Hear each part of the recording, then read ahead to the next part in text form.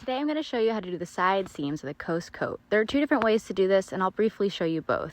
Please see more videos for full information. First thing we're going to do is trim any of the extra bias tape off the shoulder. Then with the right sides together, you're going to bring the two pits together and pin on both sides. Once they're pinned, you're going to sew at 1/4 inch.